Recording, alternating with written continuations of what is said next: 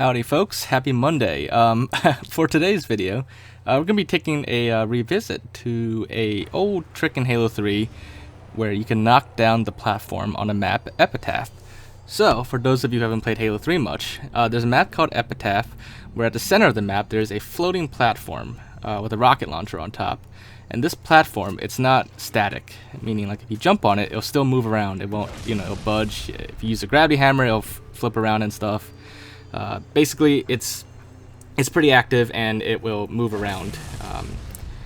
It's not like, fixed in place, part of the scenery, so to speak. It's its own object. Now, I'm sure for those of you who have played Halo 3 before, but didn't know that you could knock this down, I'm sure a lot of you have actually tried to knock it down before yourself, using like a lot of rockets or gravity hammers and stuff, and you'll notice it's actually pretty hard to knock down.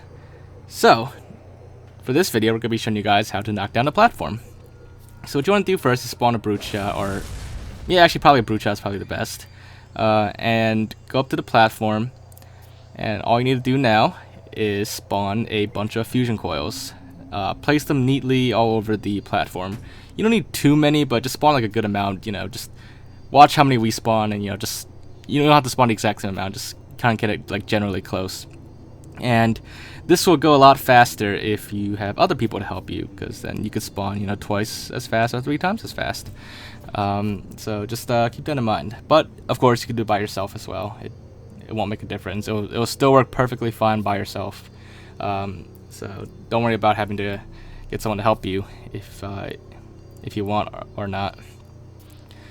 But yeah, so this should be just about good enough, and just make sure they're all neatly lined up, stacked together in place. And once you're satisfied with how many you have, just go to any fusion coil on a map and set the runtime minimum equal to the maximum. So in this case, both of them are set to 23, and after that, just shoot them with your brute shot, and they'll explode and they'll respawn instantly.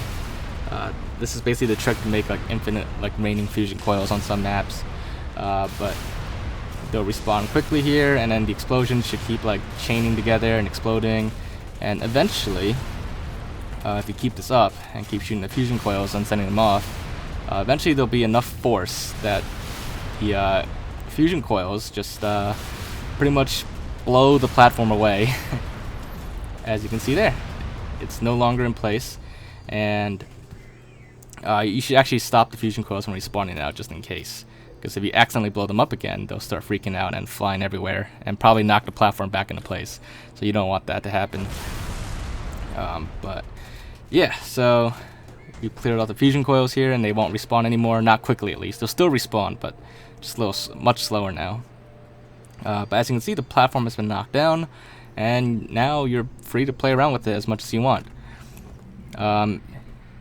In fact, some fun things you can do, actually you want to spawn a grav lift for this next thing we're going to do, but I'll show you that in a second. But just a quick note, if you're thinking that you can forge this platform and save it out of place, you can't. It's not forgeable, and once you start a new round or start a new game or load the map again, the platform will be back to where it started at the spawn at the beginning of the map. So this is pretty much just for if you want to play around with the platform or just have fun. But one cool thing you do is if you stand on the platform and then you toss down a grav lift, it'll act like an elevator, and it'll just lift you up. And you can go pretty high with it actually, up until you hit the barrier, and it's actually a pretty fun thing to do. I used to call this the Great Glass Elevator the last time I made a similar video, like many years ago. But yeah, it's a little fun trick you could do with the platform. Let's do it one more time. This time we'll go a little higher than last time. This time we actually hit the barrier completely. The platform itself can go way past the barrier, up until the ceiling. Actually, if you could somehow move it outside, you might be able to get a platform to fly even higher, into the sky. But yeah, so that's basically all you can do with the platform.